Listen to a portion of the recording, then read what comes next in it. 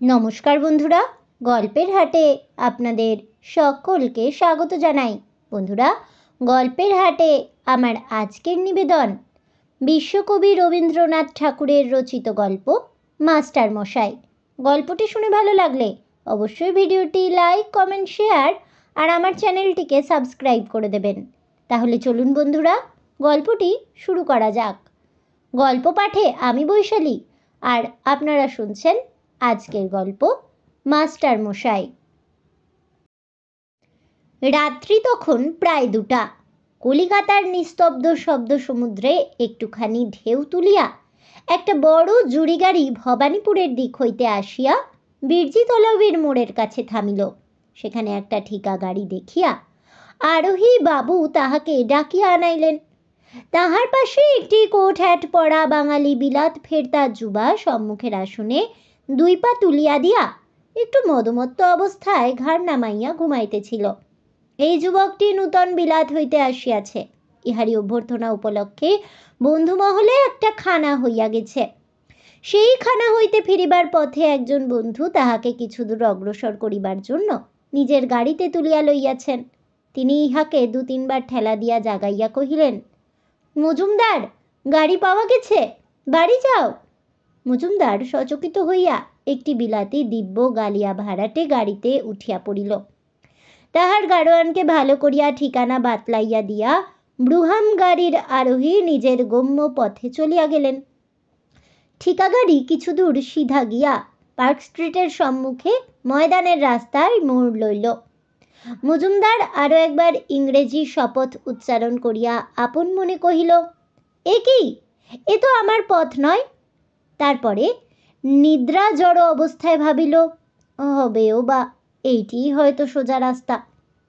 ময়দানে প্রবেশ করিতেই মজুমদারের গা কেমন করিয়া উঠিল। হঠাৎ তাহার মনে হইল কোনো লোক নাই, তবু তাহার পাশের জায়গাটা যে ভর্তি হইয়া উঠিতেছে, যেন তাহার আসনের শূন্য অংশের আকাশটা নিরেট হইয়া তাহাকে ঠাসিয়া ধরিতেছে। মজুমদার ভাবিল, ই কি ব্যাপার, গাড়িটা আমার সঙ্গে এ কিরকম ব্যবহার শুরু করল। এই গাড়োয়ান, গাড়োয়ান। গাড়োয়ান কোনো জবাব দিল না। পিছনের খড়খড়ি খুলিয়া ফেলিয়া সহিষ্টার হাত চাপিয়া ধরিল, কহিল, তুম ভিতর আকে बैठो। সহিস ভীতকণ্ঠে কহিল, নেহি সাব, ভিতর নেহি যায়গা। শুনিয়া মজুমদারের গায়ে কাঁটা দিয়া উঠিল। সে জোর করিয়া সহিসের হাত চাপিয়া কহিল, জলদি ভিতর আও। সহিস সবলে হাত ছিনাইয়া লইয়া নামিয়া দৌড় দিল। তখন মজুমদার পাশের দিকে ভয়ে ভয়ে তাকাইয়া দেখিতে লাগিল, কিছুই দেখিতে পাইল না। তবু মনে হইল পাশে একটা অটল পদার্থ একেবারে চাপিয়া বসিয়া আছে। কোনো মতে গলায় আওয়াজ আনিয়া মজুমদার কহিল, গাড়োয়ান, গাড়ি রোখো। বোধ হইল গাড়োয়ান যেন দাঁড়াইয়া উঠিয়া 2 হাতে রাশ টানিয়া ঘোড়া থামাইতে চেষ্টা করিল। ঘোড়া কোনো মতেই থামিল না। না থামিয়া ঘোড়া দুটা রেড রোডের রাস্তা ধরিয়া পুনর্বার দক্ষিণের দিকে মোড় লইল। মজুমদার ব্যস্ত হইয়া কহিল, আরে কাহা যাতা? কোনো উত্তর পাইল না। পাশের শূন্যতার দিকে রহিয়া রহিয়া কটাক্ষ করিতে করিতে মজুমদারের সর্বাঙ্গ দিয়া ঘাম ছুটিতে লাগিল। কোনো মতে আড়ষ্ট হইয়া নিজের শরীরটাকে যতদূর সংকীর্ণ করিতে হয় তাহা সে করিল, কিন্তু সে যতটুকু জায়গা ছাড়িয়াছিল ততটুকু জায়গা ভরিয়া উঠিল। মজুমদার মনে মনে তর্ক করিতে লাগিল, যে কোনো প্রাচীন ইউরোপীয় জ্ঞানী বলিয়াছেন, নেচার অ্যাভার্স ভ্যাকিউম, তাই তো দেখিতেছি, কিন্তু এটা কি রে, এটা কি নেচার? যদি আমাকে কিছু না বলে তবে আমি এখনই ইহাকে সমস্ত জায়গাটা ছাড়িয়া দিয়া লাফাইয়া পড়ি। লাফ দিতে সাহস হইল না। পাছে পিছনের দিক হইতে অভাবিতপূর্ব একটা কিছু ঘটে। পাহারাওয়ালা বলিয়া ডাক দিবার চেষ্টা করিল, কিন্তু বহু কষ্টে এমনি একটুখানি অদ্ভুত ক্ষীণ আওয়াজ বাহির হইল যে অত্যন্ত ভয়ের মধ্যেও তাহার হাসি পাইল। অন্ধকারে ময়দানের গাছগুলো ভূতের নিস্তব্ধ পার্লামেন্টের মতো পরস্পর মুখোমুখি করিয়া দাঁড়াইয়া রহিল, এবং গ্যাসের খুঁটিগুলো সমস্তই যেন জানে অথচ কিছুই যেন বলিবে না, এমনিভাবে খাড়া হইয়া মিটমিটে আলোক শিখায় চোখ টিপিতে লাগিল। মজুমদার মনে করিল, চট করিয়া এক লম্ফে সামনের আসনে গিয়া বসিবে। যেমনি মনে করা অমনি অনুভব করিল সামনের আসন হইতে কেবলমাত্র একটা চাহনি তার মুখের দিকে তাকাইয়া আছে।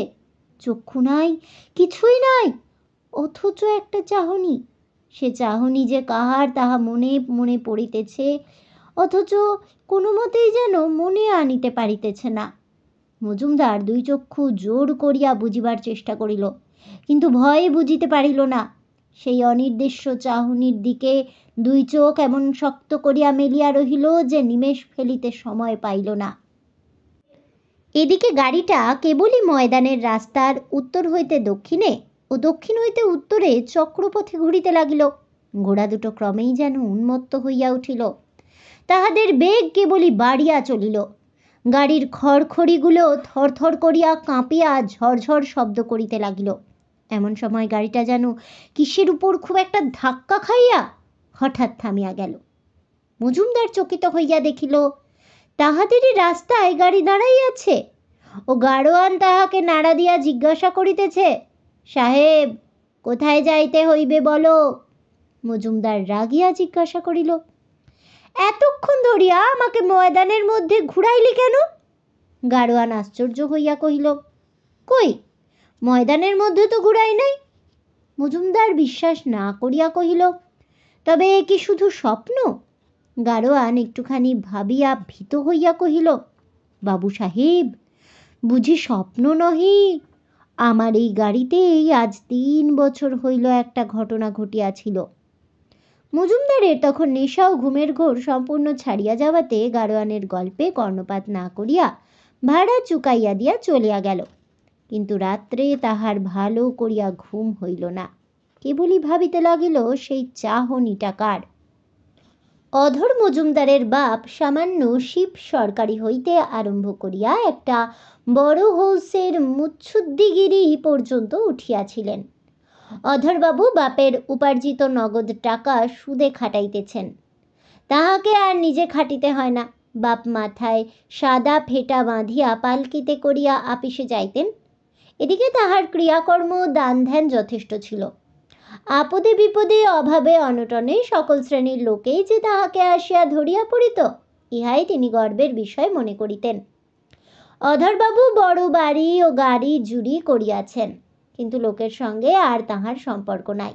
কেবল টাকা ধারের দালাল আসিয়া তাহার বাঁধানো হুঁকায় তামাক টানিয়া যায় এবং অ্যাটর্নি অফিসের বাবুদের সঙ্গে স্ট্যাম্প দেওয়া দলিলের শর্ত সম্বন্ধে আলোচনা হইয়া থাকে। তাহার সংসারের খরচপত্র সম্বন্ধে হিসাবের এমনি কষাকষি যে পাড়ার ফুটবল ক্লাবের নাছোড়বান্দার ছেলেরাও বহু চেষ্টায় তাহার তহবিলে দন্তস্ফুট করিতে পারে নাই। এমন সময় তাহার ঘরকন্যার মধ্যে একটি অতিথির আগমন হইল। ছেলে হলো না করিতে করিতেই অনেক দিন পরে তাহার একটি ছেলে জন্মিল। ছেলেটির চেহারা তাহার মার ধরনের, বড় বড় চোখ, টিকালো নাক, রং রজনীগন্ধার পাপড়ির মতো। যে দেখিল সেই বলিল, আহা, ছেলে তো নয়, যেন কার্তিক ঠাকুর। অধরবাবুর অনুগত অনুচর রতিকান্ত বলিল, বড় ঘরের ছেলের যেমনটি হওয়া উচিত তেমনই হইয়াছে। ছেলেটির নাম হইল বেণুগোপাল। ইতিপূর্বে অধরবাবুর স্ত্রী ননিবালা সংসার খরচ লইয়া স্বামীর বিরুদ্ধে নিজের মতো তেমন জোর করিয়া কোনো দিন খাটান নাই। দু একটা শখের ব্যাপার অথবা লৌকিকতার অত্যাবশ্যক আয়োজন লইয়া মাঝে মাঝে বচসা হইয়াছে বটে, কিন্তু শেষকালে স্বামীর কৃপণতার প্রতি অবজ্ঞা করিয়া নিঃশব্দে হার মানিয়াছেন। এবারে ননিবালাকে অধরলাল আঁটিয়া উঠিতে পারিলেন না। বেণুগোপাল সম্বন্ধে তাহার হিসাব এক এক পা করিয়া হটিতে লাগিল। তাহার পায়ের মল, হাতের বালা, গলার হার, মাথার টুপি, তাহার দিশি বিলাতি নানা রকমের নানা রঙের সাজসজ্জা সম্বন্ধে ননিবালা যাহা কিছু দাবি উত্থাপিত করিলেন, সবকটাই তিনি কখনো নীরব অশ্রুপাতে, কখনো সরব বাক্যবর্ষণে জিতিয়া লইলেন। বেণুগোপালের জন্য যাহা দরকার এবং যাহা দরকার নয় তাহা চাই। সেখানে শূন্য তহবিলের ওজর বা ভবিষ্যতের ফাঁকা আশ্বাস একদিনও খাটিল না। বেণুগোপাল বাড়িয়া উঠিতে লাগিল। বেণুর জন্য খরচ করাটা অধরলালের অভ্যাস হইয়া আসিল। তাহার জন্য বেশি মাহিনা দিয়া অনেক পাশ করা এক বুড়ো মাস্টার রাখিলেন। এই মাস্টার বেণুকে মিষ্ট ভাষায় ও শিষ্টাচারে বশ করিবার অনেক চেষ্টা করিলেন, কিন্তু তিনি নাকি বরাবর ছাত্রদিগকে কড়া শাসনে চালাইয়া আজ পর্যন্ত মাস্টারি মর্যাদা অক্ষুণ্ণ রাখিয়া আসিয়াছেন। সেই জন্য তাহার ভাষার মিষ্টতা ও আচারের শিষ্টতায় কেবলই বেসুর লাগিল, সেই শুষ্ক সাধনায় ছেলে ভুলিল না। ননিবালা অধরলালকে কহিলেন, ও তোমার কেমন মাস্টার? ওকে দেখিলেই যে ছেলে অস্থির হইয়া উঠে, ওকে ছাড়াইয়া দাও। বুড়ো মাস্টার বিদায় হইল। সেকালে মেয়ে যেমন স্বয়ংবরা হইত, তেমনি ননিবালার ছেলে স্বয়ং মাস্টার হইতে বসিল। সে যাহাকে না বাড়িয়া লইবে তাহার সকল পাস ও সকল সার্টিফিকেট বৃথা। এমনি সময়টিতে গায়ে একখানি ময়লা চাদর ও পায়ে ছেঁড়া ক্যাম্বিসের জুতো পরিয়া মাস্টারি রুমে দাঁড়িতে হরলাল আসিয়া জুটিল। তাহার বিধবা মা পরের বাড়িতে রাঁধিয়া ও ধান ভানিয়া তাহাকে মফস্বলের এন্ট্রেন্স স্কুলে কোনো মতে এন্ট্রেন্স পাশ করাইয়াছে। এখন হরলাল কলিকাতায় কলেজে পড়িবে বলিয়া প্রাণপণ প্রতিজ্ঞা করিয়া বাহির হইয়াছে। অনাহারে তাহার মুখের নিম্ন অংশ শুকাইয়া ভারতবর্ষের কন্যাকুমারীর মতো সরু হইয়া আসিয়াছে। কেবল সমস্ত কপালটা হিমালয়ের মতো প্রশস্ত হইয়া অত্যন্ত চোখে পড়িতেছে। মরুভূমির বালু হইতে সূর্যের আলো যেমন ঠিকরিয়া পড়ে, তেমনি তাহার দুই চক্ষু হইতে দৈন্যের একটা অস্বাভাবিক দীপ্তি বাহির হইতেছে। দারোয়ান জিজ্ঞাসা করিল, তুমি কি চাও? কাহাকে চাও? হরলাল ভয়ে ভয়ে বলিল, বাড়ির বাবুর সঙ্গে দেখা করিতে চাই। দারোয়ান কহিল, দেখা হইবে না। তাহার উত্তরে হরলাল কি বলিবে ভাবিয়া না পাইয়া ইতস্তত করিতেছিল। এমন সময় 7 বছরের ছেলে বেণুগোপাল বাগানে খেলা সারিয়া দেউড়িতে আসিয়া উপস্থিত হইল। দারোয়ান হরলালকে দ্বিধা করিতে দেখিয়া আবার কহিল, বাবু চলা যাও। বেণুর হঠাৎ জিদ চড়িল। সে কহিল, নেহি যায়গা বলিয়া সে হরলালের হাত ধরিয়া তাহাকে দোতলার বারান্দায় তাহার বাপের কাছে লইয়া হাজির করিল। বাবু তখন দিবানিদ্রা সারিয়া জড়ালস ভাবে বারান্দায় বেতের কেদারায় চুপচাপ বসিয়া পা দোলাইতেছিলেন ও বৃদ্ধ রতিকান্ত একটা কাঠের চৌকিতে আসন হইয়া বসিয়া ধীরে ধীরে তামাক টানিতেছিলেন। সেদিন এই সময়ে এই অবস্থায় দৈবক্রমে হরলালের মাস্টারি বহাল হইয়া গেল।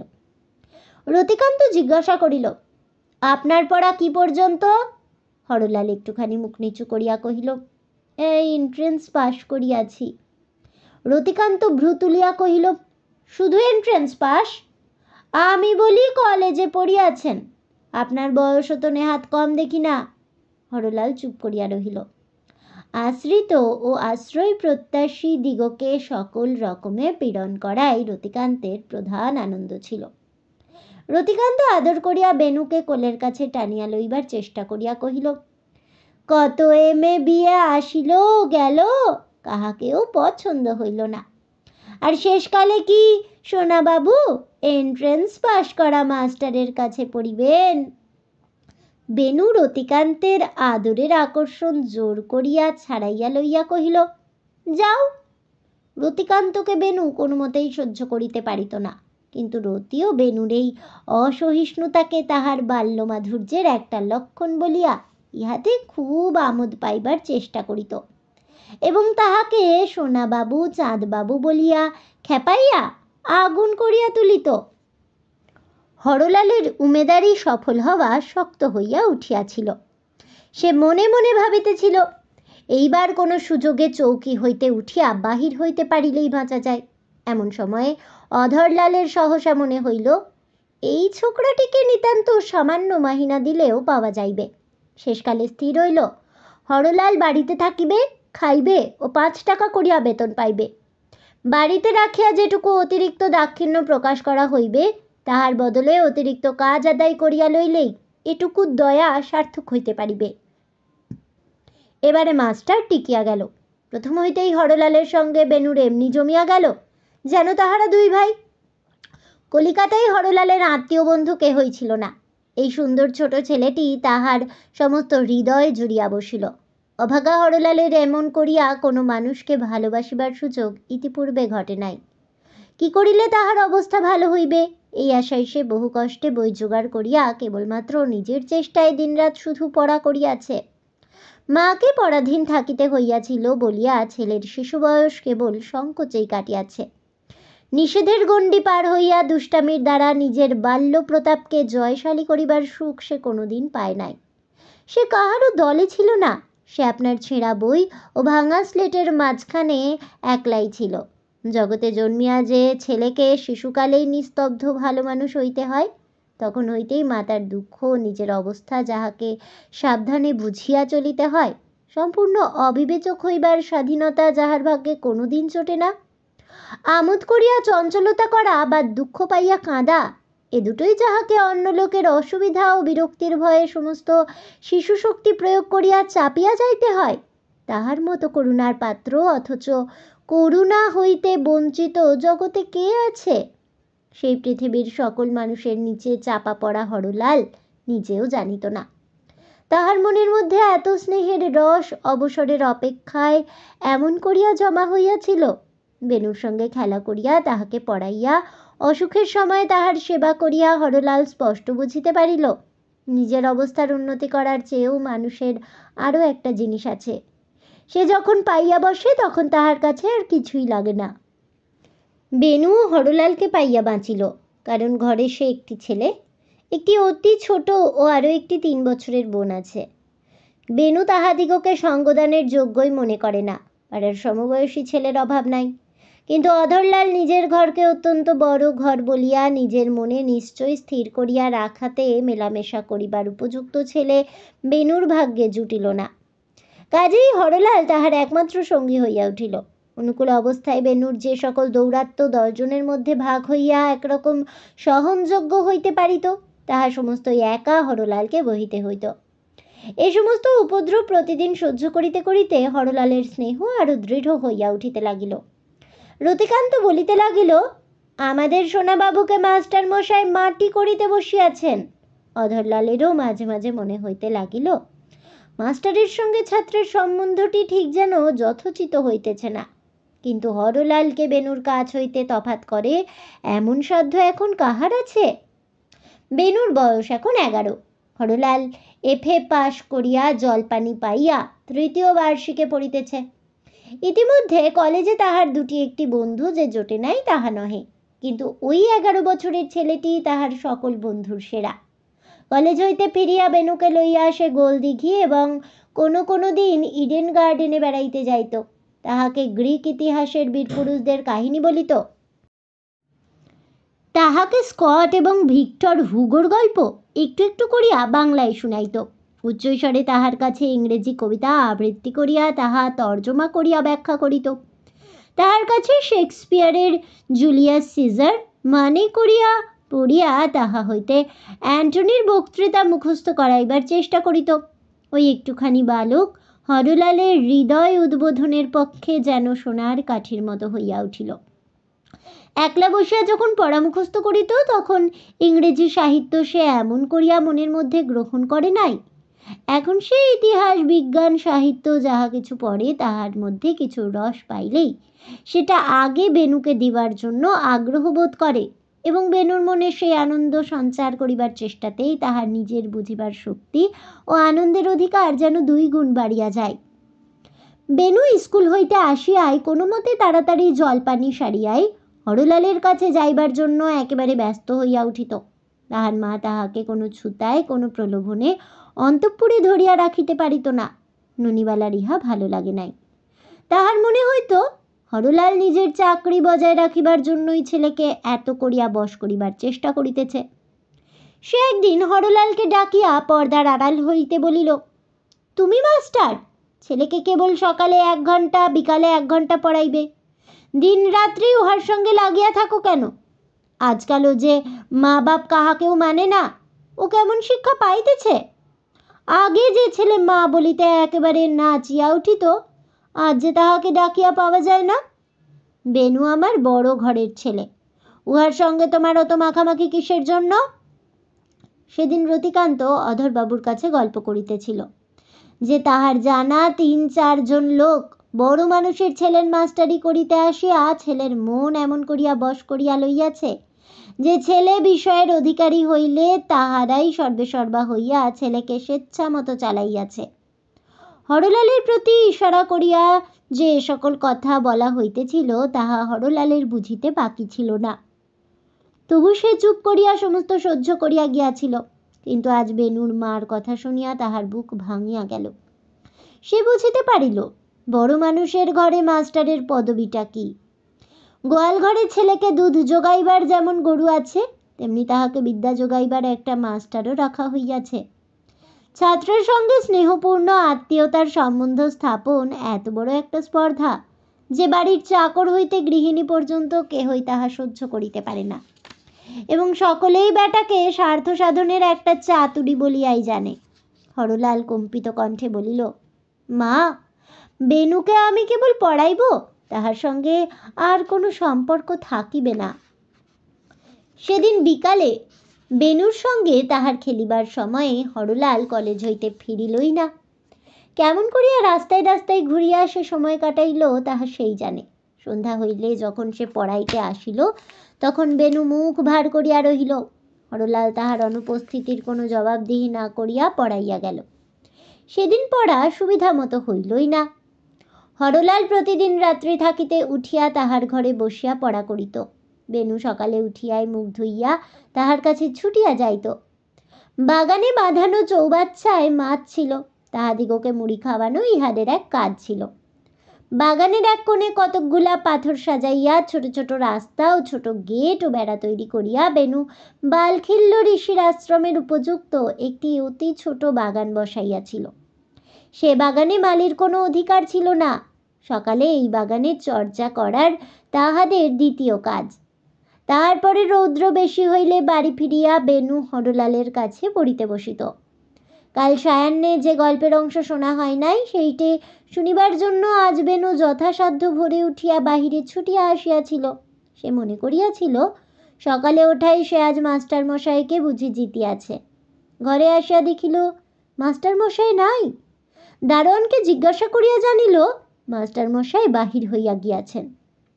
সেদিনও সকালে পড়ার সময় বেনু ক্ষুদ্র হৃদয়টুকুর বেদনা লইয়া মুখ গম্ভীর করিয়া রহিল। সকালবেলায় হরলাল কেন যে বাহির হইয়া গিয়াছিল তাহা জিজ্ঞাসাও করিল না। হরলাল বেনুর মুখের দিকে না চাহিয়া বইয়ের পাতার উপর চোখ রাখিয়া পড়াইয়া গেল। বেনু বাড়ির ভিতরে তাহার মার কাছে যখন খাইতে বসিল তখন তাহার মা জিজ্ঞাসা করিলেন, কাল বিকাল হইতে তোর কি হইয়াছে বল দেখি? মুখ হাঁড়ি করিয়া আছিস কেন? ভালো করিয়া খাইতেছিস না, ব্যাপারখানা কি? বেনু কোনো উত্তর করিল না। আহারের পর মা তাহাকে কাছে টানিয়া আনিয়া তাহার গায়ে হাত বুলাইয়া অনেক আদর করিয়া যখন তাহাকে বারবার প্রশ্ন করিতে লাগিলেন তখন সে আর থাকিতে পারিল না। ফুপাইয়া কাঁদিয়া উঠিল, বলিল, মাস্টার মশাই। মা কহিলেন, মাস্টার মশাই কি? বেনু বলিতে পারিল না মাস্টার মশাই কি করিয়াছেন। কি যে অভিযোগ তাহা ভাষায় ব্যক্ত করা কঠিন। ননিবালা কহিলেন, মাস্টার মশাই বুঝি তোর মার নামে তোর কাছে লাগাইয়াছেন? সে কথার কোনো অর্থ বুঝিতে না পারিয়া বেনু উত্তর না করিয়া চলিয়া গেল। ইতিমধ্যে বাড়িতে অধরবাবুর কতকগুলা কাপড় চোপড় চুরি হইয়া গেল। পুলিশকে খবর দেওয়া হইল। পুলিশ খানার তল্লাশিতে হরলালেরও বাক্স সন্ধান করিতে ছাড়িল না। রতিকান্ত নিতান্তই নিরীহভাবে বলিল, যে লোক লইয়াছে সে কি আর মাল বাক্সর মধ্যে রাখিয়াছে? মালের কোনো কিনারা হইল না। এরূপ লোকসান অধরলালের পক্ষে অসহ্য। তিনি পৃথিবী শুদ্ধ লোকের উপর চটিয়া রহিলেন। রতিকান্ত কহিল, বাড়িতে অনেক লোক রহিয়াছে, কাহাকেই বা দোষ দিবেন, কাহাকেই বা সন্দেহ করিবেন? যাহার যখন খুশি আসিতেছে যাইতেছে। অধরলাল মাস্টারকে ডাকাইয়া বলিলেন, দেখো হরলাল, তোমাদের কাহাকেও বাড়িতে রাখা আমার পক্ষে সুবিধা হইবে না। এখন হইতে তুমি আলাদা বাসায় থাকিয়া বেনুকে ঠিক সময় মতো পড়াইয়া যাইবে। এই হইলেই ভালো হয়। না হয় আমি তোমার 2 টাকা মাইনে বৃদ্ধি করিয়া দিতে রাজি আছি। রতিকান্ত তামাক টানিতে টানিতে বলিল, এ তো অতি ভালো কথা, উভয় পক্ষেই ভালো। হরলাল মুখ নিচু করিয়া শুনিল, তখন কিছু বলিতে পারিল না। ঘরে আসিয়া অধরবাবুকে চিঠি লিখিয়া পাঠাইল। নানা কারণে বেণুকে পড়ানো তাহার পক্ষে সুবিধা হইবে না, অতএব আজই সে বিদায় গ্রহণ করিবার জন্য প্রস্তুত হইয়াছে। সেদিন বেণু স্কুল হইতে ফিরিয়া আসিয়া দেখিল মাস্টার মশাইয়ের ঘর শূন্য। তাহার সেই ভগ্নপ্রায় টিনের প্যাটরাটিও নাই। দড়ির উপর তাহার চাদর ও গামছা ঝুলিত, সে দড়িটা আছে, কিন্তু চাদর গামছা নাই। টেবিলের উপর খাতাপত্র বই এলোমেলো ছড়ানো থাকিত, তাহার বদলে সেখানে একটা বড় বোতলের মধ্যে সোনালি মাছ ঝকঝক করিতে করিতে ওঠানামা করিতেছে। বোতলের গায়ের উপর মাস্টার মশাইয়ের হস্তাক্ষরে বেণুর নাম লেখা একটা কাগজ আটা, আর একটি নতুন ভালো বাঁধাই করা ইংরেজি ছবির বই। তাহার ভিতরকার পাতায় এক প্রান্তে বেণুর নাম ও তাহার নিচে আজকের তারিখ, মাস ও সন দেওয়া আছে। বেণু ছুটিয়া তাহার বাপের কাছে গিয়া কহিল, বাবা, মাস্টার মশাই কোথায় গেছেন? বাপ তাহাকে কাছে টানিয়া লইয়া কহিলেন, তিনি কাজ ছাড়িয়া দিয়া চলিয়া গেছেন। বেণু বাপের হাত ছাড়াইয়া লইয়া পাশের ঘরে বিছানার উপরে উপুর হইয়া পড়িয়া কাঁদিতে লাগিল। অধরবাবু ব্যাকুল হইয়া কি করিবেন কিছুই ভাবিয়া পাইলেন না। পরদিন বেলা 10:30টার সময় হরলাল একটা মেসের ঘরে তক্তপোষের উপর উন্মনা হইয়া বসিয়া কলেজে যাইবে কিনা ভাবিতেছে। এমন সময় হঠাৎ দেখিল, প্রথমে অধরবাবুদের দারোয়ান ঘরে প্রবেশ করিল এবং তাহার পিছনে বেণু ঘরে ঢুকিয়াই হরলালের গলা জড়িয়াই ধরিল। হরলালের গলার স্বর আটকাইয়া গেল। কথা কহিতে গেলেই তাহার দুই চোখ দিয়া জল ঝরিয়া পড়িবে, এই ভয়ে সে কোনো কথাই কহিতে পারিল না। বেণু কহিল, মাস্টার মশাই, আমাদের বাড়ি চলো। বেণু তাহাদের বৃদ্ধ দারোয়ান চন্দ্রভানকে ধরিয়া পড়িয়াছিল। যেমন করিয়া হোক মাস্টার মশাইয়ের বাড়িতে তাহাকে লইয়া যাইতেই হইবে। পাড়ার যে মুটে হরলালের মেট্রা বহিয়া আনিয়াছিল, তাহার কাছ হইতে সন্ধান লইয়া আজ স্কুলে যাইবার গাড়িতে চন্দ্রভান বেণুকে হরলালের মেসে আনিয়া উপস্থিত করিয়াছে। কেন যে হরলালের পক্ষে বেণুদের বাড়ি যাওয়া একেবারেই অসম্ভব, তাহা সে বলিতেও পারিল না, অথচ তাহাদের বাড়িতেও যাইতে পারিল না। বেণু যে তাহার গলা জড়াইয়া ধরিয়া তাহাকে বলিয়াছিল, আমাদের বাড়ি চলো, এই স্পর্শ, এই কথাটার স্মৃতি কতদিনে কত রাত্রে তাহার কণ্ঠ চাপিয়া ধরিয়া যেন তাহার নিঃশ্বাস রোধ করিয়াছে। কিন্তু ক্রমে এমনও দিন আসিল যখন দুই পক্ষেই সমস্ত চুকিয়া গেল। বক্ষের শিরা আঁকড়াইয়া ধরিয়া বেদনা নিশাচর বাদুরের মতো আর ঝুলিয়া রহিল না। হরলাল অনেক চেষ্টা করিয়াও পড়াতে আর তেমন করিয়া মনোযোগ করিতে পারিল না। সে কোনো মতেই স্থির হইয়া পড়িতে বসিতে পারিত না। খানিকটা পড়িবার চেষ্টা করিয়াই ধাঁ করিয়া বই বন্ধ করিয়া ফেলিত এবং অকারণে দ্রুতপদে রাস্তায় ঘুরিয়া আসিত। কলেজে লেকচারের নোটের মাঝে মাঝে খুব বড় বড় ফাঁক পড়িত এবং মাঝে মাঝে সে সমস্ত আঁক ঝোঁক পড়িত। তাহার সঙ্গে প্রাচীন ইজিপ্টের চিত্রলিপি ছাড়া কোনো বর্ণমালার সাদৃশ্য ছিল না। হরলাল বুঝিল এ সমস্ত ভালো লক্ষণ নয়। পরীক্ষায় সে যদি বা পাশ হয়, বৃত্তি পাইবার কোনো সম্ভাবনা নাই। বৃত্তি না পাইলে কলিকাতায় তাহার একদিনও চলিবে না। ওদিকে দেশে মাকেও 2-4 টাকা পাঠানো চাই। নানা চিন্তা করিয়া চাকরির চেষ্টায় বাহির হইল। চাকরি পাওয়া কঠিন, কিন্তু না পাওয়া তাহার পক্ষে আরও কঠিন। এজন্য আশা ছাড়িয়াও আশা ছাড়িতে পারিল না। হরলালের সৌভাগ্যক্রমে একটি বড় ইংরেজ সদাগরের আপিসে উমেদারি করিতে গিয়া হঠাৎ সে বড় সাহেবের নজরে পড়িল। সাহেবের বিশ্বাস ছিল তিনি মুখ দেখিয়া লোক চিনিতে পারেন। হরলালকে ডাকিয়া তাহার সাথে 2-4 কথা কহিয়াই তিনি মনে মনে বলিলেন, এ লোকটা চলিবে। জিজ্ঞাসা করিলেন, কাজ জানা আছে?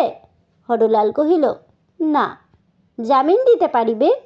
তাহার উত্তরেও না। কোনো বড় লোকের কাছ হইতে সার্টিফিকেট আনিতে পারো? কোনো বড় লোককেই সে জানে না। শুনিয়া সাহেব আরও যেন খুশি হইয়া কহিলেন, আচ্ছা বেশ, 25 টাকা বেতনে কাজ আরম্ভ করো, কাজ শিখিলে উন্নতি হইবে।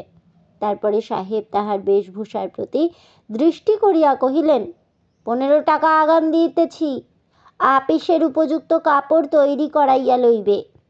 কাপড় তৈরি হইল। হরলাল আপিসেও বাহির হইতে আরম্ভ করিল। বড় সাহেব তাহাকে ভূতের মতো খাটাইতে লাগিলেন। অন্য কেরানিরা বাড়ি গেলেও হরলালের ছুটি ছিল না। এক একদিন সাহেবের বাড়ি গিয়াও তাহাকে কাজ বুঝাইয়া দিয়া আসিতে হইত। এমনি করিয়া কাজ শিখিয়া লইতে হরলালের বিলম্ব হইল না। তাহার সহযোগী কেরানিরা তাহাকে ঠকাইবার অনেক চেষ্টা করিল, তাহার বিরুদ্ধে উপরওয়ালাদের কাছে লাগালাগিও করিল, কিন্তু এই নিঃশব্দ নিরীহ সামান্য হরলালের কোনো অপকার করিতে পারিল না। যখন তাহার 40 টাকা মাহিনা হইল, তখন হরলাল দেশ হইতে মাকে আনিয়া একটি ছোটখাটো গলির মধ্যে ছোটখাটো বাড়িতে বাসা করিল। এতদিন পরে তাহার মার দুঃখ ঘুচিল। মা বলিলেন, বাবা, এইবার বউ ঘরে আনিব। হরলাল মাতার পায়ের ধুলা লইয়া বলিল, মা, ওইটা মাপ করিতে হইবে।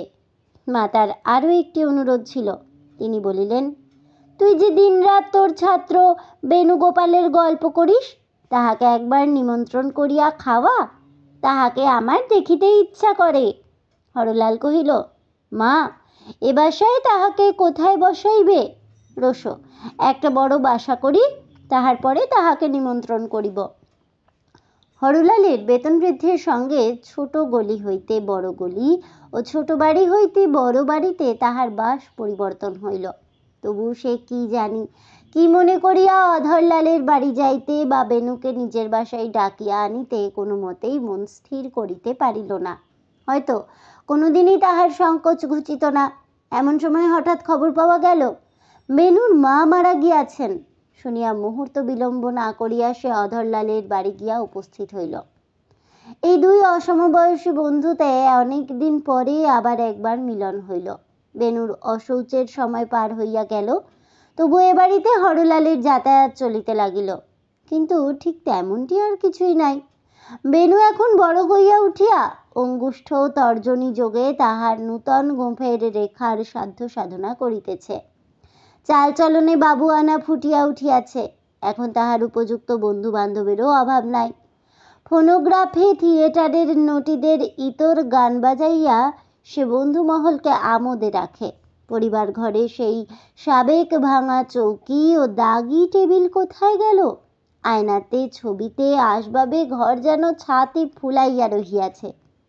বেণু এখন কলেজে যায়, কিন্তু দ্বিতীয় বার্ষিকের সীমানা পার হইবার জন্য তাহার তাগিদ দেখা যায় না। বাপ স্থির করিয়া আছেন, 2-1টা পাশ করাইয়া লইয়া বিবাহের হাটে ছেলের বাজার দর বাড়াইয়া তুলিবেন। কিন্তু ছেলের মা জানিতেন ও স্পষ্ট করিয়া বলিতেন, আমার বেণুকে সামান্য লোকের ছেলের মতো গৌরব প্রমাণ করিবার জন্য পাশের হিসাব দিতে হইবে না। লোহার সিন্ধুকে কোম্পানির কাগজ অক্ষয় হইয়া থাক। ছেলেও মাতার এই কথাটা বেশ করিয়া মনে মনে বুঝিয়া লইয়াছিল। যাহা হোক, বেণুর পক্ষে সে যে আজ নিতান্তই অনাবশ্যক তাহা হরলাল স্পষ্টই বুঝিতে পারিল, এবং কেবলই থাকিয়া থাকিয়া সেদিনের কথা মনে পড়িল, যেদিন বেণু হঠাৎ সকালবেলায় তাহার সেই মেসের বাসায় গিয়া তাহার গলা জড়াইয়া ধরিয়া বলিয়াছিল, মাস্টার মশাই, আমাদের বাড়ি চলো। সে বেণু নাই, সে বাড়ি নাই। এখন মাস্টার মশাইকে কেই বা ডাকিবে? হরলাল মনে করিয়াছিল এইবার বেণুকে তাহাদের বাসায় মাঝে মাঝে নিমন্ত্রণ করিবে, কিন্তু তাহাকে আহ্বান করিবার জোর পাইল না। একবার ভাবিল উহাকে আসিতে বলিব, তারপরে ভাবিল বলিয়া লাভ কি? বেণু হয়তো নিমন্ত্রণ রক্ষা করিবে। কিন্তু থাক। হরলালের মা ছাড়িলেন না। তিনি বারবার বলিতে লাগিলেন, তিনি নিজের হাতে রাঁধিয়া তাহাকে খাওয়াইবেন। আহা, বাছার মা মারা গেছে। অবশেষে হরলাল একদিন তাহাকে নিমন্ত্রণ করিতে গেল। কহিল, অধরবাবুর কাছ হইতে অনুমতি লইয়া আসি। বেণু কহিল, অনুমতি লইতে হইবে না। আপনি কি মনে করেন আমি এখনো সেই খোকাবাবু আছি? হরলালের বাসায় বেণু খাইতে আসিল। মা এই কার্তিকের মতো ছেলেটিকে তাহার 2 স্নিগ্ধ চক্ষুর আশীর্বাদে অভিষিক্ত করিয়া যত্ন করিয়া খাওয়াইলেন। তাহার কেবলই মনে হইতে লাগিল, আহা, এই বয়সের এমন ছেলেকে ফেলিয়া ইহার মা যখন মরিল, তখন তাহার প্রাণ না জানি কেমন করিতেছিল। আহার সারিয়াই বেণু কহিল, মাস্টার মশাই, আমাকে আজ একটু সকাল সকাল যাইতে হইবে। আমার 2-1 বন্ধুর আসিবার কথা আছে। বলিয়া পকেট হইতে সোনার ঘড়ি খুলিয়া একবার সময় দেখিয়া লইল। তাহার পরে সংক্ষেপে বিদায় লইয়া জুড়ি গাড়িতে চড়িয়া বসিল। হরলাল তাহার বাসার দরজার কাছে দাঁড়াইয়া রহিল। গাড়ি সমস্ত গলিকে কাঁপাইয়া দিয়া মুহূর্তের মধ্যেই চোখের বাহির হইয়া গেল। মা কহিলেন, হরলাল, উহাকে মাঝে মাঝে ডাকিয়া আনিস। এ বয়সে উহার মা মারা গেছে মনে করিলে আমার প্রাণটা কেমন করিয়া উঠে। হরলাল চুপ করিয়া রইল। এই মাতৃহীন ছেলেটিকে সান্ত্বনা দিবার জন্য সে কোনো প্রয়োজন বোধ করিল না।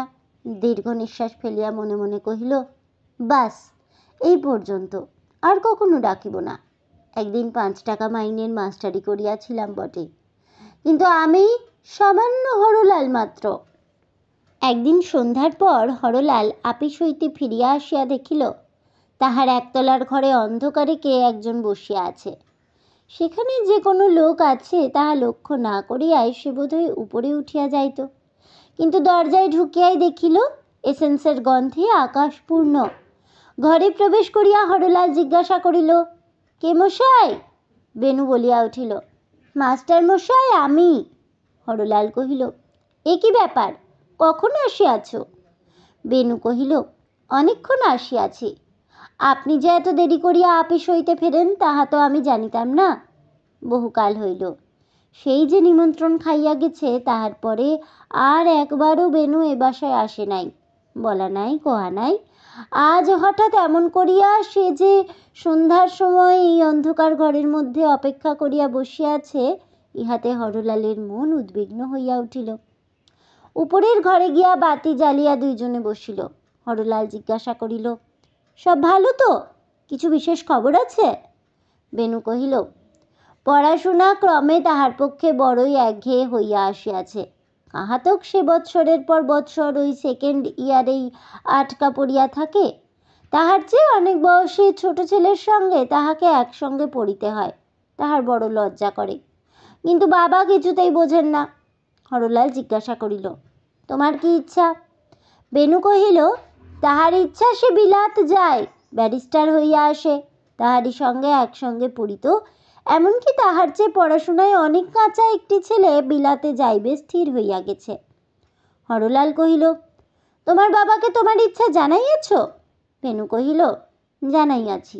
বাবা বলেন, পাশ না করিলে বিলাতে যাইবার প্রস্তাব তিনি কানে আনিবেন না। কিন্তু আমার মন খারাপ হইয়া গেছে, এখানে থাকিলে আমি কিছুতেই পাশ করিতে পারিব না। হরলাল চুপ করিয়া বসিয়া ভাবিতে লাগিল। বেনু কহিল, আজ এই কথা লইয়া বাবা আমাকে যাহা মুখে আসিয়াছে তাহাই বলিয়াছেন, তাই আমি বাড়ি ছাড়িয়া চলিয়া আসিয়াছি। মা থাকিলে এমন কখনোই হইতে পারিত না। বলিতে বলিতে সে অভিমানে কাঁদিতে লাগিল। হরলাল কহিল, চলো, আমি শুদ্ধ তোমার বাবার কাছে যাই, পরামর্শ করিয়া যাহা ভালো হয় স্থির করা যাইবে। বেনু কহিল, না, আমি সেখানে যাইব না। বাপের সঙ্গে রাগারাগি করিয়া হরলালের বাড়িতে আসিয়া বেনু থাকিবে, এ কথাটা হরলালের মোটেই ভালো লাগিল না। অথচ আমার বাড়ি থাকিতে পারিবে না, এ কথা বলাও বড় শক্ত। হরলাল ভাবিল, আর একটু বাদে মনটা একটু ঠান্ডা হইলেই ইহাকে ভুলাইয়া বাড়ি লইয়া যাইব। জিজ্ঞাসা করিল, তুমি খাইয়া আসিয়াছ? বেনু কহিল, না, আমার ক্ষুধা নাই, আমি আজ খাইব না। হরলাল কহিল, সে কি হয়? তাড়াতাড়ি মাকে গিয়া কহিল, মা, বেনু আসিয়াছে, তাহার জন্য কিছু খাবার চাই। শুনিয়া মা ভারী খুশি হইয়া খাবার তৈরি করিতে গেলেন। হরলাল আপিসের কাপড় ছাড়িয়া মুখ হাত ধুইয়া বেনুর কাছে আসিয়া বসিল। একটুখানি কাশিয়া একটুখানি ইতস্তত করিয়া সে বেনুর কাঁধের উপর হাত রাখিয়া কহিল, বেনু, কাজটা ভালো হইতেছে না। বাবার সঙ্গে ঝগড়া করিয়া বাড়ি হইতে চলিয়া আসা, এটা তোমার উপযুক্ত নয়। শুনিয়া তখনই বিছানা ছাড়িয়া উঠিয়া বেনু কহিল, আপনার এখানে যদি সুবিধা না হয় আমি সতীশের বাড়ি যাইব। বলিয়া সে চলিয়া যাইবার উপক্রম করিল। হরলাল তাহার হাত ধরিয়া কহিল, রোসো, কিছু খাইয়া যাও। বেনু রাগ করিয়া কহিল, না, আমি খাইতে পারিব না, বলিয়া হাত ছাড়াইয়া ঘর হইতে বাহির হইয়া আসিল। এমন সময় হরলালের জন্য যে জলখাবার প্রস্তুত ছিল তাহাই বেনুর জন্য থালায় গুছাইয়া মা তাহাদের সম্মুখে আসিয়া উপস্থিত হইলেন। কহিলেন, কোথায় যাও বাছা? বেনু কহিল, আমার কাজ আছে, আমি চলিলাম। মা কহিলেন, সে কি হয় বাছা, কিছু না খাইয়া যাইতে পারিবে না। এই বলিয়া সেই বারান্দায় পাত পাড়িয়া তাহাকে হাতে ধরিয়া খাইতে বসাইলেন। বেনু রাগ করিয়া কিছু খাইতেছে না, খাবার লইয়া একটু নাড়াচাড়া করিতেছে মাত্র। এমন সময় দরজার কাছে একটা গাড়ি আসিয়া থামিল। প্রথমে একটা দরোয়ান ও তাহার পশ্চাতে স্বয়ং অধরবাবু মচমচ শব্দে সিঁড়ি বাহিয়া উপরে আসিয়া উপস্থিত। বেনুর মুখ বিবর্ণ হইয়া গেল। মা ঘরের মধ্যে সরিয়া গেলেন।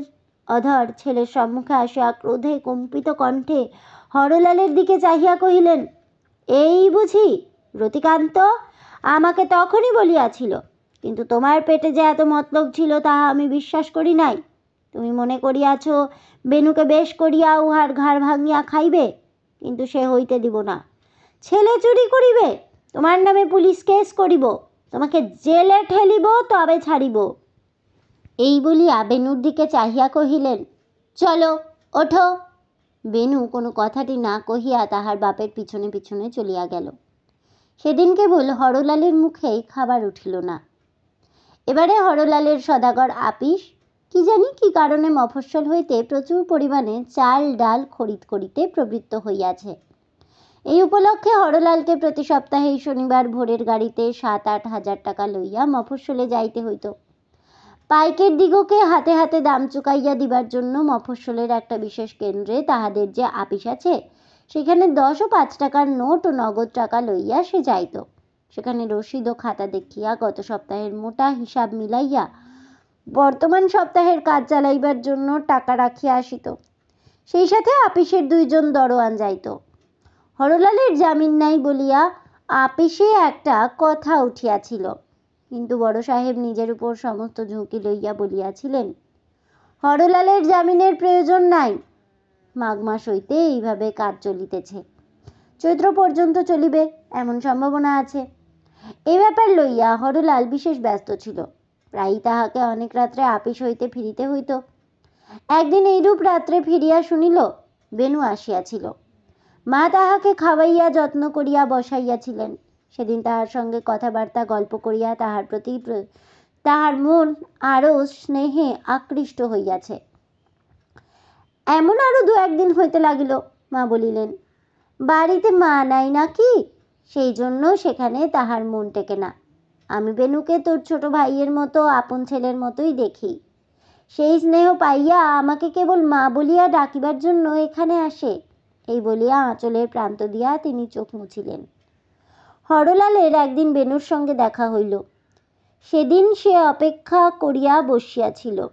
অনেক রাত পর্যন্ত কথাবার্তা হইল। বেনু কহিল, বাবা আজকাল এমন হইয়া উঠিয়াছেন যে আমি কিছুতেই বাড়িতে টিকিতে পারিতেছি না। বিশেষত শুনিতে পাইতেছি তিনি বিবাহ করিবার জন্য প্রস্তুত হইতেছেন। রতিবাবু সম্বন্ধ লইয়া আসিতেছেন, তাহার সঙ্গে কেবলই পরামর্শ চলিতেছে। পূর্বে আমি কোথাও গিয়া দেরি করিলে বাবা অস্থির হইয়া উঠিতেন। এখন আমি যদি 2-4 দিন বাড়িতে নাও ফিরি, তাহা হইলে তিনি আরাম বোধ করেন। আমি বাড়ি থাকিলে বিবাহের আলোচনা সাবধানে করিতে হয় বলিয়া আমি না থাকিলে তিনি হাঁপ ছাড়িয়া বাঁচেন। এই বিবাহ যদি হয় তবে আমি বাড়িতে থাকিতে পারিব না। আমাকে আপনি উদ্ধারের একটা পথ দেখাইয়া দিন, আমি স্বতন্ত্র হইতে চাই। স্নেহে ও বেদনায় হরলালের হৃদয় পরিপূর্ণ হইয়া উঠিল।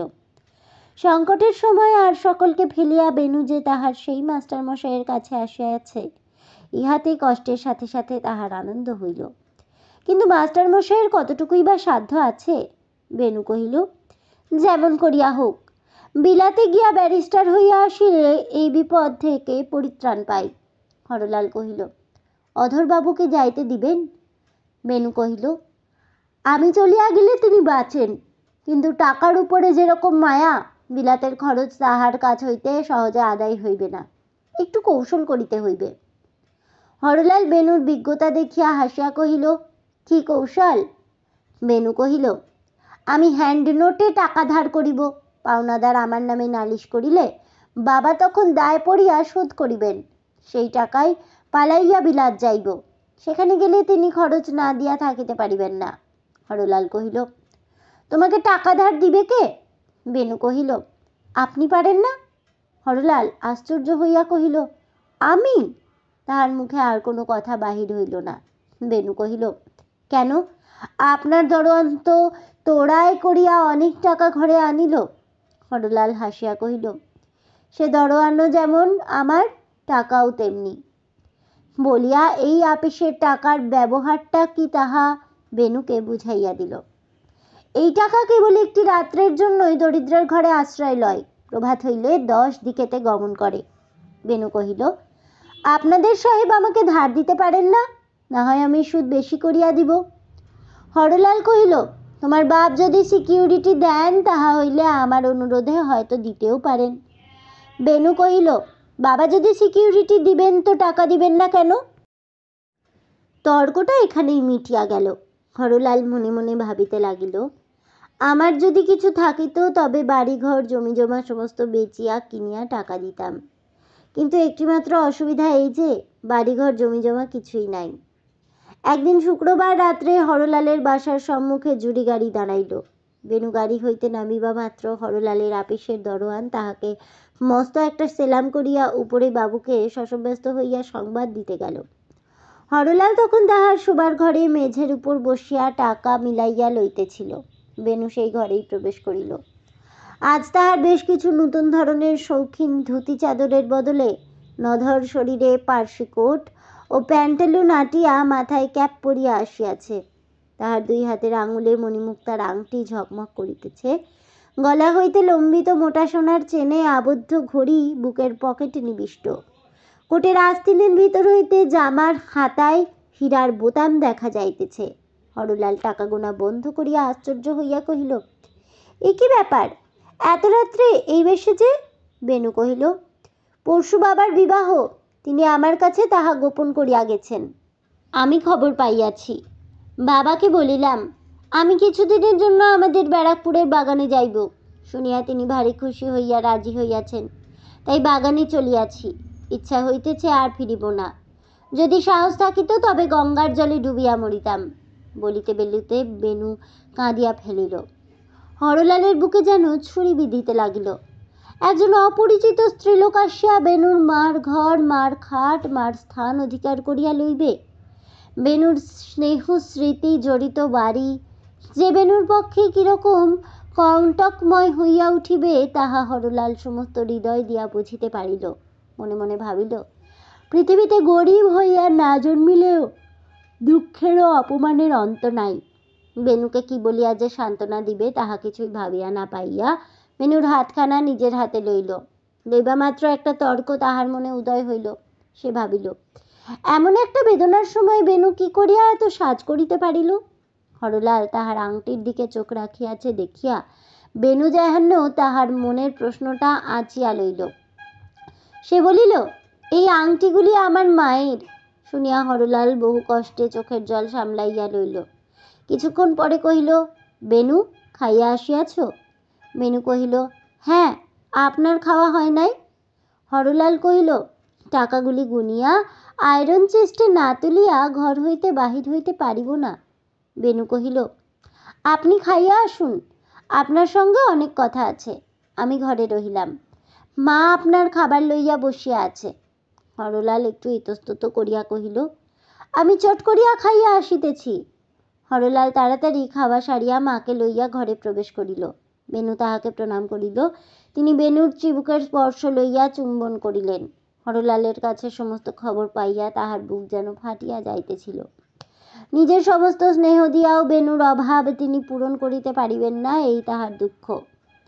চারিদিকে ছড়ানো টাকার মধ্যে 3 জনে বসিয়া বেনুর ছেলেবেলাকার গল্প হইতে লাগিল। মাস্টারমশাইয়ের সাথে জড়িত তাহার কতদিনের কত ঘটনা। তাহার মাঝে মাঝে সেই অসংযত স্নেহশালিনী মার কথাও আসিয়া পড়িতে লাগিল। এমনি করিয়া রাত অনেক হইল। হঠাৎ এক সময় ঘড়ি খুলিয়া বেনু কহিল, আর নয়, দেরি করিলে গাড়ি ফেল করিব। হরলালের মা কহিলেন, বাবা, আজ রাত্রে এইখানেই থাকো না, কাল সকালে হরলালের সঙ্গে একসাথেই বাহির হইবে। বেনু মিনতি করিয়া কহিল, না মা, এ অনুরোধ করিবেন না, আজ রাত্রে যে করিয়া হোক আমাকে যাইতেই হইবে। হরলালকে কহিল, মাস্টার মশাই, এই আংটি ঘড়িগুলা বাগানে লইয়া যাওয়া নিরাপদ নয়, আপনার কাছেই রাখিয়া যাই, ফিরিয়া আসিয়া লইয়া যাইব। আপনার দরোয়ানকে বলিয়া দিন আমার গাড়ি হইতে চামড়ার হ্যান্ডব্যাগটা আনিয়া দিক, সেইটের মধ্যে এগুলা রাখিয়া দিই। আপিসের দরোয়ান গাড়ি হইতে ব্যাগ লইয়া আসিল। বেনু তাহার চেন, ঘড়ি, আংটি, বোতাম সমস্ত খুলিয়া ব্যাগের মধ্যে পুরিয়া দিল। সতর্ক হরলাল সেই ব্যাগটি লইয়া তখনই আয়রন শেফের মধ্যে রাখিল। বেনু হরলালের মার পায়ের ধুলা লইল। তিনি রুদ্ধ কণ্ঠে আশীর্বাদ করিলেন, মা জগদম্বা তোমার মা হইয়া তোমাকে রক্ষা করুন। তাহার পরে বেনু হরলালের পাদস্পর্শ করিয়া প্রণাম করিল। আর কোনোদিন সে হরলালকে এমন করিয়া প্রণাম করে নাই। হরলাল কোনো কথা না বলিয়া তাহার পিঠে হাত দিয়া তাহার সাথে সাথে নিচে নামাইল। গাড়ির লণ্ঠনে আলো জ্বলিল। ঘোড়া দুটা অধীর হইয়া উঠিল। কলিকাতার গ্যাস আলোক খচিত নিশীথের মধ্যে বেনুকে লইয়া গাড়ি অদৃশ্য হইল। হরলাল তাহার ঘরে আসিয়া অনেকক্ষণ ধরিয়া চুপ করিয়া বসিয়া রহিল। তারপর একটা দীর্ঘ নিঃশ্বাস ফেলিয়া টাকা গণিতে গণিতে ভাগ করিয়া এক একটা থলিতে ভর্তি করিতে লাগিল। নোটগুলা পূর্বেই গণা হইয়া থলিবন্দি হইয়া লোহার সিন্ধুকে উঠিয়াছিল। লোহার সিন্ধুকে চাবি মাথার বালিশের নিচে রাখিয়া সেই টাকার ঘরেই হরলাল অনেক রাত্রে শয়ন করিল। ভালো ঘুম হইল না। স্বপ্নে দেখিল বেনুর মা পর্দার আড়াল হইতে তাহাকে উচ্চস্বরে তিরস্কার করিতেছেন। কথা কিছুই স্পষ্ট শোনা যাইতেছে না। কেবল সেই অনির্দিষ্ট কণ্ঠস্বরের সঙ্গে সঙ্গে বেনুর মার চুনি পান্না হীরার অলঙ্কার হইতে লাল সবুজ শুভ্র রশ্মির সূচিগুলি কালো পর্দাটাকে ফুঁড়িয়া বাহির হইয়া আন্দোলিত হইতেছে। হরলাল প্রাণপণে বেনুকে ডাকিবার চেষ্টা করিতেছে, কিন্তু তাহার গলা দিয়া কিছুতেই স্বর বাহির হইতেছে না। এমন সময় প্রচণ্ড শব্দে কি একটা ভাঙিয়া পর্দা ছিঁড়িয়া পড়িয়া গেল। চমকিয়া চোখ মেলিয়া হরলাল দেখিল একটা স্তূপাকার অন্ধকার। হঠাৎ একটা দমকা হাওয়া উঠিয়া সশব্দে জানলায় ঠেলা দিয়া আলো নিবাইয়া দিয়াছে। হরলালের সমস্ত শরীর ঘামে ভিজিয়া গেছে। সে তাড়াতাড়ি উঠিয়া দেশলাই দিয়া আলো জ্বালিল। ঘড়িতে দেখিল 4টে বাজিয়াছে। আর ঘুমাইবার সময় নাই। টাকা লইয়া মফস্বলে যাইবার জন্য প্রস্তুত হইতে হইবে। হরলাল মুখ ধুইয়া ফিরিবার সময় মা তাহার ঘর হইতে কহিলেন, কি বাবা, উঠিয়াছিস? হরলাল প্রভাতে প্রথমে মাতার মঙ্গল মুখ দেখিবার জন্য ঘরে প্রবেশ করিল। মা তাহার প্রণাম লইয়া মনে মনে তাহাকে আশীর্বাদ করিয়া কহিলেন, বাবা, আমি এইমাত্র স্বপ্নে দেখিতেছিলাম তুই যেন বউ আনিতে চলিয়াছিস। ভোরের স্বপন কি মিথ্যা হইবে? হরলাল হাসিয়া ঘরে প্রবেশ করিল। টাকা ও নোটের থলেগুলো লোহার সিন্দুক হইতে বাহির করিয়া বাক্স প্যাটরায় বন্ধ করিবার জন্য উদ্যোগ করিতে লাগিল। হঠাৎ তাহার বুকের ভিতর ধড়াস করিয়া উঠিল। 2-3টা নোটের থলি শূন্য। মনে হইল স্বপন দেখিতেছি। থলেগুলা লইয়া সিন্দুকের গায়ে জোরে আছাড় দিল। তাহাতে শূন্য থলের শূন্যতা অপ্রমাণ হইল না। তবু বৃথা আশায় থলের বন্ধনগুলো খুলিয়া খুব করিয়া ঝাড়া দিল। একটি থলের ভিতর হইতে 2খানি চিঠি বাহির হইয়া পড়িল, বেনুর হাতের লেখা। একটি চিঠি তাহার বাপের নামে, আরেকটি হরলালের। তাড়াতাড়ি খুলিয়া পড়িতে গেল। চোখ যেন দেখিতে পাইল না। মনে হইল যেন আলো যথেষ্ট নাই। কেবলই বাতি উস্কাইয়া দিতে লাগিল। যাহা পড়ে তাহা ভালো বোঝে না। বাংলা ভাষা যেন ভুলিয়া গেছে। কথাটা এই যে, বেনু 3000 টাকার 10 টাকাওয়ালা নোট লইয়া বিলাতে যাত্রা করিয়াছে। আজ ভোরেই জাহাজ ছাড়িবার কথা। হরলাল যে সময় খাইতে গিয়াছিল সে সময় বেনু এই কাণ্ড করিয়াছে। লিখিয়াছে যে, বাবাকে চিঠি দিলাম, তিনি আমার এই ঋণ শোধ করিয়া দিবেন। তাছাড়া ব্যাগ খুলিয়া দেখিবেন তাহার মধ্যে মায়ের যে গহনা আছে তাহার দাম কত জানি না, বোধহয় 3000 টাকার বেশি হইবে। মা যদি বাঁচিয়া থাকিতেন তবে বাবা আমাকে বিলাতে যাইবার টাকা না দিলেও এই গহনা দিয়াই নিশ্চয়ই মা আমাকে খরচ জোগাড় করিয়া দিতেন। আমার মায়ের গহনা বাবা যে আর কাহাকেও দিবেন তাহা আমি সহ্য করিতে পারি না। সেজন্য যেমন করিয়া পারি আমি তাহা লইয়াছি। বাবা যদি টাকা দিতে দেরি করেন তবে আপনি অনায়াসে এই গহনা বেচিয়া বা বন্ধক দিয়া টাকা লইতে পারিবেন। এ আমার মায়ের জিনিস, এ আমারই জিনিস। এছাড়া আরও অনেক কথা, সে কোনো কাজের কথা নহে। হরলাল ঘরে তালা দিয়া তাড়াতাড়ি একখানা গাড়ি লইয়া গঙ্গার ঘাটে ছুটিল। কোন জাহাজে বেনু যাত্রা করিয়াছে তাহার নামও সে জানে না। মেটিয়া বুরুজ পর্যন্ত ছুটিয়া হরলাল খবর পাইল 2খানা জাহাজ ভোরে রওনা হইয়া গেছে। 2খানাই ইংল্যান্ডে যাইবে। কোন জাহাজে বেনু আছে তাহাও তাহার অনুমানের অতীত, এবং সে জাহাজ ধরিবার যে কি উপায় তাহাও সে ভাবিয়া পাইল না। মেটিয়া বুরুজ হইতে তাহার বাসার দিকে যখন গাড়ি ফিরিল তখন সকালের রৌদ্রে কলিকাতা শহর জাগিয়া উঠিয়াছে। হরলালের চোখে কিছুই পড়িল না। তাহার সমস্ত হতবুদ্ধি অন্তঃকরণ একটা কলেবরহীন নিদারুণ প্রতিকূলতাকে যেন কেবলই প্রাণপণে ঠেলা মারিতেছিল, কিন্তু কোথাও এক তিলও তাহাকে টলাইতে পারিতেছিল না। যে বাসায় তাহার মা থাকেন, এতদিন যে বাসায় পা দিবা মাত্র কর্মক্ষেত্রের সমস্ত ক্লান্তি ও সংঘাতের বেদনা মুহূর্তের মধ্যেই তাহার দূর হইয়া গিয়াছে, সেই বাসার সম্মুখে গাড়ি আসিয়া দাঁড়াইল। গাড়োয়ানের ভাড়া চুকাইয়া দিয়া সেই বাসার মধ্যে সে অপরিমেয় নৈরাশ্য ভয় লইয়া প্রবেশ করিল। মা উদ্বিগ্ন হইয়া বারান্দায় দাঁড়াইয়াছিলেন। জিজ্ঞাসা করিলেন, বাবা, কোথায় গিয়েছিলে? হরলাল বলিয়া উঠিল, মা, তোমার জন্য বউ আনিতে গিয়াছিলাম বলিয়া শুষ্ক কণ্ঠে হাসিতে হাসিতে সেইখানেই মূর্ছিত হইয়া পড়িয়া গেল। ও মা, কি হইল গো বলিয়া তাড়াতাড়ি জল আনিয়া তাহার মুখে জলের ঝাপটা দিতে লাগিলেন। কিছুক্ষণ পরে হরলাল চোখ খুলিয়া শূন্য দৃষ্টিতে চারিদিকে চাহিয়া উঠিয়া বসিল। হরলাল কহিল, মা, তোমরা ব্যস্ত হইও না, আমাকে একটু একলা থাকিতে দাও বলিয়া সে তাড়াতাড়ি ঘরের মধ্যে প্রবেশ করিয়াই ভিতর হইতে দরজা বন্ধ করিয়া দিল। মা দরজার বাহিরে মাটির উপর বসিয়া পড়িলেন। ফাল্গুনের রৌদ্র তাহার সর্বাঙ্গে আসিয়া পড়িল। তিনি রুদ্ধ দরজার উপর মাথা রাখিয়া থাকিয়া থাকিয়া কেবল ডাকিতে লাগিলেন, হরলাল, বাবা হরলাল। হরলাল কহিল, মা, একটু পরেই আমি বাহির হইব, এখন তুমি যাও। মা রৌদ্রে সেইখানেই বসিয়া জপ করিতে লাগিলেন। আপিসের দরোয়ান আসিয়া দরজায় ঘা দিয়া কহিল, বাবু, এখনই না বাহির হইলে আর গাড়ি পাওয়া যাইবে না। হরলাল ভিতর হইতে কহিল, আজ 7টার গাড়িতে যাওয়া হইবে না। দরোয়ান কহিল, তবে কখন যাইবেন? হরলাল কহিল, সে আমি তোমাকে পরে বলিব। দরোয়ান মাথা নাড়িয়া হাত উল্টাইয়া নিচে চলিয়া গেল। হরলাল ভাবিতে লাগিল, এ কথা বলি কাহাকে? এ যে চুরি, বেনুকে কি জেলে দিব? হঠাৎ সেই গহনার কথা মনে পড়িল। সে কথাটা একেবারেই ভুলিয়া গিয়াছিল। মনে হইল যেন কিনারা পাওয়া গেল। ব্যাগ খুলিয়া দেখে তাহার মধ্যে শুধু আংটি, ঘড়ি, বোতাম, হার নহে, ব্রেসলেট, চিক, সিঁথে, মুক্তার মালা প্রভৃতি আরও অনেক দামি গহনা আছে। তাহার দাম 3000 টাকার অনেক বেশি। কিন্তু এও তো চুরি, এও তো বেনুর নয়। এ ব্যাগ যতক্ষণ তাহার ঘরে থাকে ততক্ষণ তাহার বিপদ। তখন আর দেরি না করিয়া অধরলালের সেই চিঠি ও ব্যাগ লইয়া হরলাল ঘর হইতে বাহির হইল। মা জিজ্ঞাসা করিলেন, কোথায় যাও বাবা? হরলাল কহিল, অধরবাবুর বাড়িতে। মার বুক হইতে হঠাৎ অনির্দিষ্ট ভয়ের একটা মস্ত বোঝা নামিয়া গেল। তিনি স্থির করিলেন, ওই যে হরলাল কাল শুনিয়াছে বেনুর বাপের বিয়ে, তাই শুনিয়া অবধি বাছার মনে শান্তি নাই। আহা, বেনুকে কতই ভালোবাসে। মা জিজ্ঞাসা করিলেন, আজ তবে তোমার আর মফস্বলে যাওয়া হইবে না? হরলাল কহিল, না বলিয়াই তাড়াতাড়ি বাহির হইয়া পড়িল। অধরবাবুর বাড়ি পৌঁছিবার পূর্বে এই দূর হইতে শোনা গেল, রসন চৌকি আলেয়া রাগিনীতে করুণ স্বরে আলাপ জুড়িয়া দিয়াছে। কিন্তু হরলাল দরজায় ঢুকিয়াই দেখিল, বিবাহ বাড়ির উৎসবের সঙ্গে একটা যেন অশান্তির লক্ষণ মিশিয়াছে। দরোয়ানের পাহারা কড়াক্কর। বাড়ি হইতে চাকর বাকর কেহ বাহির হইতে পারিতেছে না। সকলেরই মুখে ভয় ও চিন্তার ভাব। হরলাল খবর পাইল, কাল রাত্রে বাড়িতে অনেক টাকার গহনা চুরি হইয়া গেছে।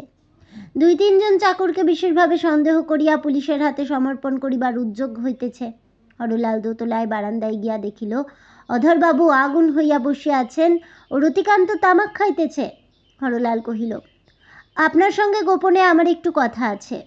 অধরবাবু চটিয়া উঠিয়া কহিলেন, তোমার সঙ্গে গোপনে আলাপ করিবার এখন আমার সময় নয়। যাহা কথা থাকে এইখানেই বলিয়া ফেলো।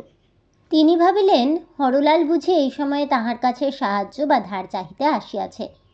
রতিকান্ত কহিল, আমার সামনে বাবুকে কিছু জানাইতে যদি লজ্জা করেন, আমি না হয় উঠি। অধর বিরক্ত হইয়া কহিলেন, আহ, বসো না। হরলাল কহিল, কাল রাত্রে বেনু আমার বাড়িতে এই ব্যাগ রাখিয়া গেছে। অধর, ব্যাগে কি আছে? হরলাল ব্যাগ খুলিয়া অধরবাবুর হাতে দিল। অধর, মাস্টারে ছাত্রে মিলিয়া বেশ কারবার খুলিয়াছ তো। জানিতে এ চোরাই মাল বিক্রি করিলে ধরা পড়িবে, তাই আনিয়া দিয়াছ। মনে করিতেছ সাধুতার জন্য বকশিস পাইবে। তখন হরলাল অধরের পত্রখানা তাহার হাতে দিল। পড়িয়া তিনি আগুন হইয়া উঠিলেন, বলিলেন, আমি পুলিশে খবর দিব। আমার ছেলে এখনো সাবালক হয় নাই, তুমি তাহাকে চুরি করিয়া বিলাতে পাঠাইয়াছ। হয়তো 500 টাকা ধার দিয়া 3000 টাকা লিখাইয়া লইয়াছ। এ ধার আমি শুধিব না। হরলাল কহিল, আমি ধার দিই নাই। অধর কহিল, তবে সে টাকা পাইল কোথা হইতে? তোমার বাক্স ভাঙিয়া চুরি করিয়াছে? হরলাল সে প্রশ্নের কোনো উত্তর দিল না। রতিকান্ত টিপিয়া টিপিয়া কহিল, ওকে জিজ্ঞাসা করুন না, 3000 টাকা কেন? 500 টাকাও উনি কি কখনো চক্ষে দেখিয়াছেন? যাহা হোক, গহনা চুরির মীমাংসা হওয়ার পরেই বেনুর বিলাত পালানো লইয়া বাড়িতে একটা হুলুস্থুলু পড়িয়া গেল। হরলাল সমস্ত অপরাধের ভার মাথায় করিয়া লইয়া বাড়ি হইতে বাহির হইয়া আসিল। রাস্তায় যখন বাহির হইল তখন তাহার মন যেন অসাড় হইয়া গেছে। ভয় করিবার এবং চিন্তা করিবার শক্তিও তখন ছিল না। এ ব্যাপারের পরিণাম যে কি হইতে পারে মন তাহা চিন্তা করিতেও চাহিল না। গলিতে প্রবেশ করিয়া দেখিল তাহার বাড়ির সম্মুখে একটা গাড়ি দাঁড়াইয়া আছে। চমকিয়া উঠিল।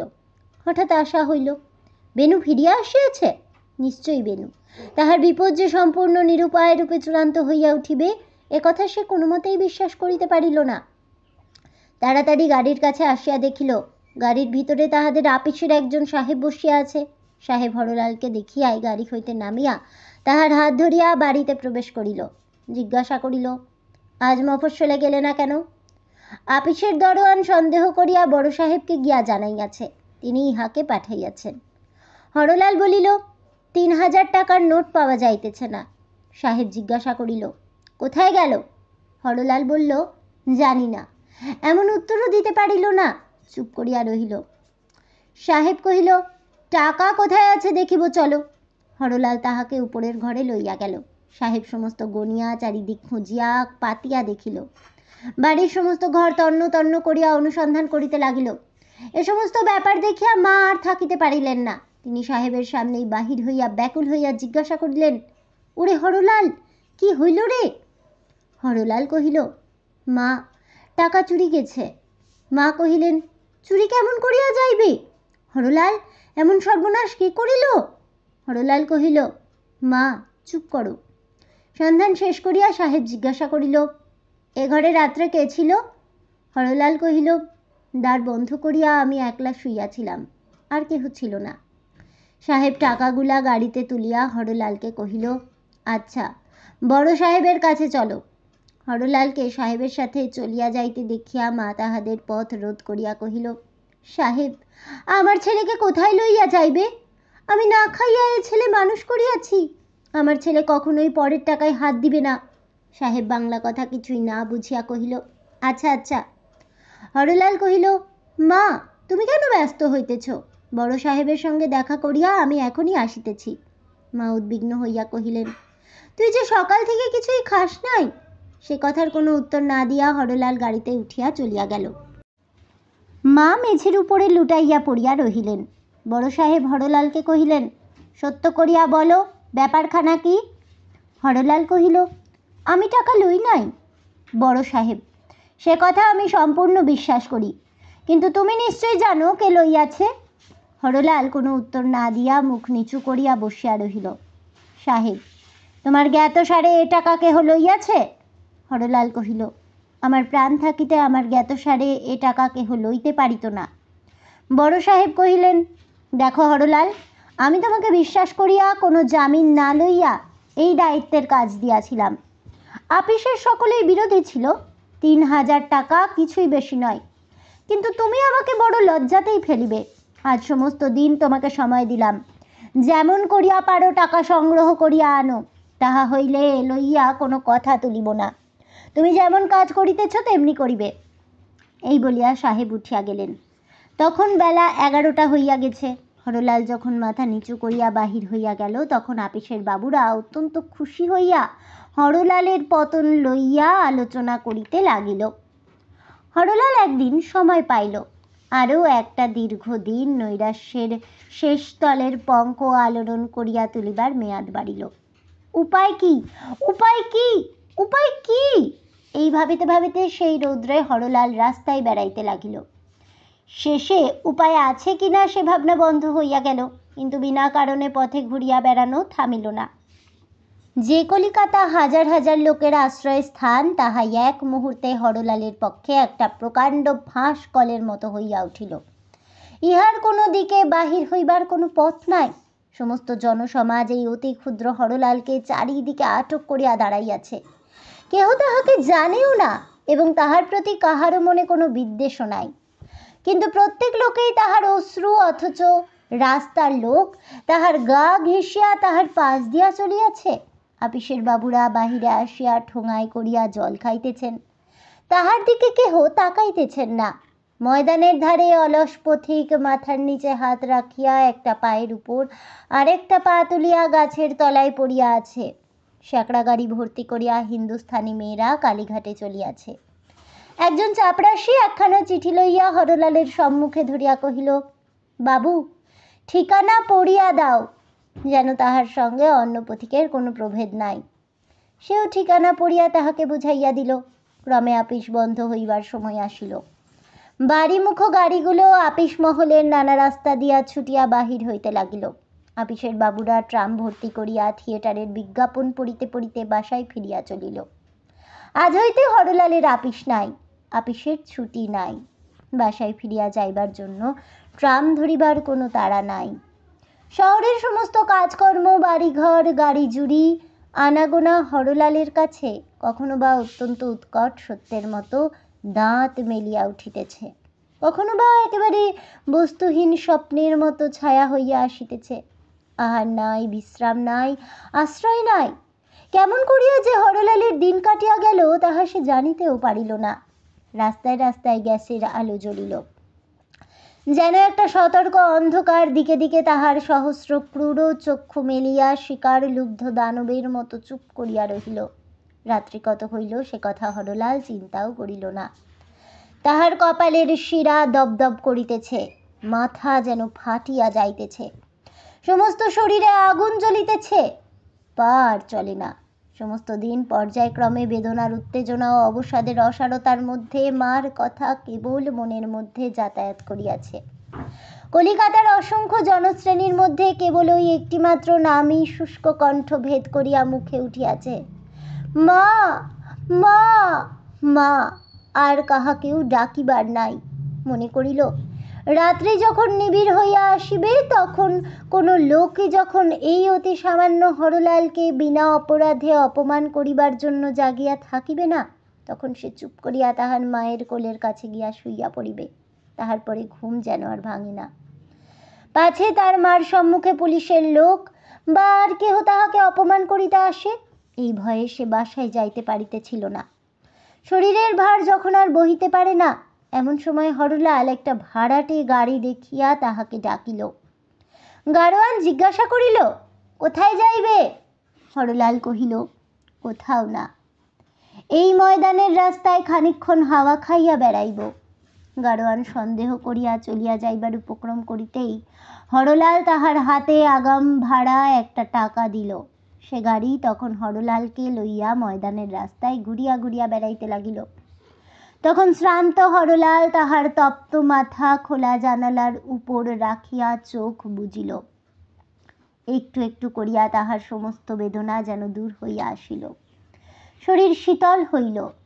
মনের মধ্যে একটি সুগভীর সুনিবিড় আনন্দপূর্ণ শান্তি ঘনাইয়া আসিতে লাগিল। একটা যেন পরম পরিত্রাণ তাহাকে চারিদিক হইতে আলিঙ্গন করিয়া ধরিল। সে যে সমস্ত দিন মনে করিয়াছিল কোথাও তাহার কোনো পথ নাই, সহায় নাই, নিষ্কৃতি নাই, তাহার অপমানের শেষ নাই, দুঃখের অবধি নাই, সে কথাটা যেন এক মুহূর্তেই মিথ্যা হইয়া গেল। এখন মনে হইল সে তো একটা ভয় মাত্র, সে তো সত্য নয়।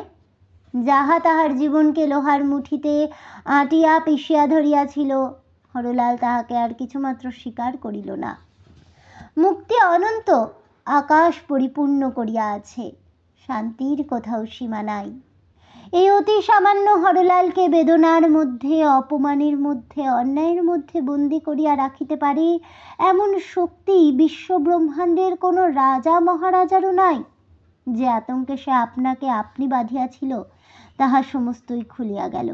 তখন হরলাল আপনার বন্ধনমুক্ত হৃদয়ের চারিদিকে অনন্ত আকাশের মধ্যে অনুভব করিতে লাগিল, যেন তাহার সেই দরিদ্র মা দেখিতে দেখিতে বাড়িতে বাড়িতে বিরাট রূপে সমস্ত অন্ধকার জুড়িয়া বসিতেছেন, তাহাকে কোথাও ধরিতেছে না। কলিকাতার রাস্তাঘাট বাড়িঘর দোকান বাজার একটু একটু করিয়া তাহার মধ্যে আচ্ছন্ন হইয়া লুপ্ত হইয়া যাইতেছে। বাতাস ভরিয়া গেল, আকাশ ভরিয়া উঠিল, একটি একটি করিয়া নক্ষত্র তাহার মধ্যে মিলাইয়া গেল। হরলালের শরীর মনের সমস্ত বেদনা, সমস্ত ভাবনা, সমস্ত চেতনা তাহার মধ্যে অল্প অল্প করিয়া নিঃশেষ হইয়া গেল। ওই গেল তপ্ত বাষ্পের বুদবুদ একেবারে ফাটিয়া গেল। এখন আর অন্ধকারও নাই, আলোকও নাই, রহিল কেবল একটি প্রগাঢ় পরিপূর্ণতা। গির্জার ঘড়িতে 1টা বাজিল। গাড়োয়ান অন্ধকার ময়দানের মধ্যে গাড়ি লইয়া ঘুরিতে ঘুরিতে অবশেষে বিরক্ত হইয়া কহিল, বাবু, ঘোড়া তো আর চলিতে পারে না, কোথায় যাইতে হইবে বলো। কোনো উত্তর পাইল না।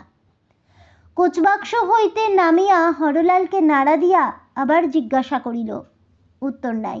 তখন ভয় পাইয়া গাড়োয়ান পরীক্ষা করিয়া দেখিল হরলালের শরীর আড়ষ্ট, তাহার নিঃশ্বাস বহিতেছে না। কোথায় যাইতে হইবে? হরলালের কাছ হইতে এই প্রশ্নের আর কোনো উত্তর পাওয়া গেল না।